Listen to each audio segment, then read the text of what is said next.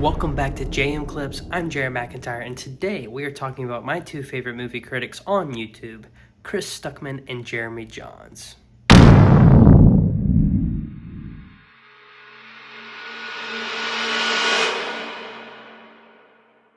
So this is a video I've been wanting to make for a while now. I kind of found that I'm in a busy season of life, and if I can't be content with just the hold the phone type of video, I may never get around to it. So trying to keep the hobbies going amidst great responsibility, if you catch my drift. I came across, between Chris Stuckmann and Jeremy Jahns, I came across Chris Stuckmann first, and I was watching him for a while. And my dad was watching Jeremy Jahns, and kind of the more me and my dad started talking movies, we were like, oh, who do you watch for reviews? Who do you watch? And we kind of just traded movie reviewers. Not that we don't watch one over the other anymore, but we watch them both now and kind of shared our takes. Let me just say, right off the bat, this will not be a video that ends with me saying I prefer this guy over the other one, because to be honest, it differs per review. I definitely disagree with Chris Stuckmann on some videos, Jeremy Jahns on some videos, but I'll just kind of share what I, as a fan of both, kind of go to, one for this and one for that. One thing I like about Chris Stuckmann as opposed to Jeremy Jahns is that Chris Stuckmann has the passion for filmmaking itself, not just as a film watcher, viewer, consumer, but the art and passion of creating story. He is there, and he's living my dream right now, which is, which he's not a small YouTuber, but he went from YouTuber to filmmaker, and he'll have his first feature out coming out in theaters near you, 2025. Oh gosh, I'll put the name of the movie right here because I can't remember right now. Sorry, Chris. But so one thing I noticed with him is that when he dissects movies, he's doing it from the perspective of a filmmaker. And whereas some people might not be able to see the intricacies that go into a simple shot or a simple even concept, he sees the intentionality, the extreme efforts, the years in the making. And as someone that also aspires to be a professional full-time filmmaker, I appreciate that, and I appreciate him putting that his self-interest into the review and into the overall general taking of the movie. Switch arms. My arm's getting tired here. All right. Oh, get the hand out of the shot. All right.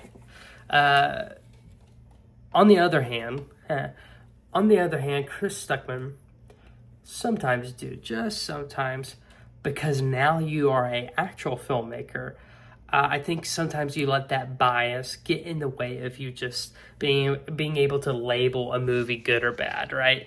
And I don't know if that's because now you're working, some of your colleagues are maybe making the movies that you're reviewing, maybe not, or you just have a kind of special tender spot in your heart now towards filmmakers in general because you know the gruel and the pain it takes to create one of these dudes. But sometimes I wish you could be a little more critical, a little more just blunt in your opinion. I would like to see more negative reviews in your videos. Sometimes we just seem to be a little more biased towards what's the best perspective we can look on this without any critical opinion at all. I would like to see more bluntness, more real, hey, even though there was great effort and passion into this project, it didn't work. I would like to see more of that honesty coming out in your videos, Chris. Now let's go to Jeremy Jahns. Jeremy Jahns, my favorite thing about this guy is that he is blunt and he is consistently giving positive and negative reviews. Jeremy Jahns, pretty much, his pros and cons will be the inverse of Chris Stuckmann. The pro being the guy almost doesn't miss. The only review I kind of disagreed / still agreed with him on from 2024 was Nosferatu. No, don't shoot me, I know. I thought Nosferatu was a fantastic film from the practical side. We won't jump into it. I got a couple of videos on it.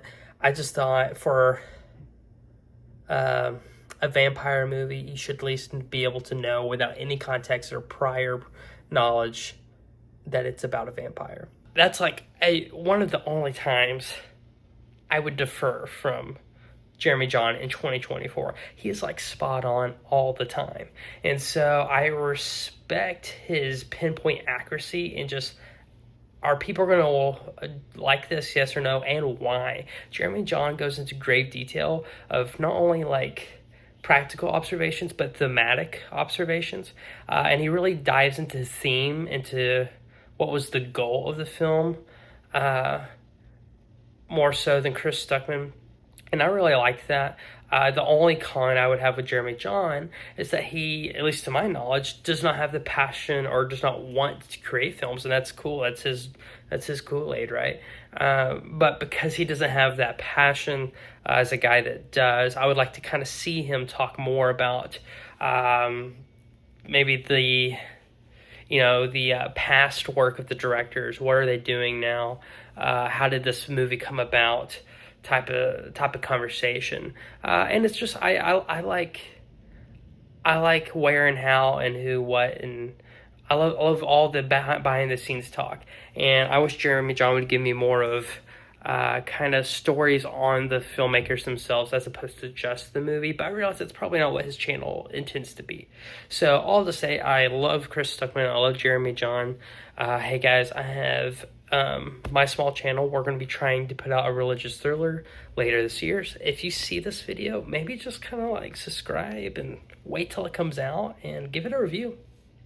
That would be sick. It'd help me out a lot. Anyways, if you watch these creators, hopefully this relates. If not, leave it in the comments below. If you don't watch these creators, go check them out. They're the best movie critics on YouTube.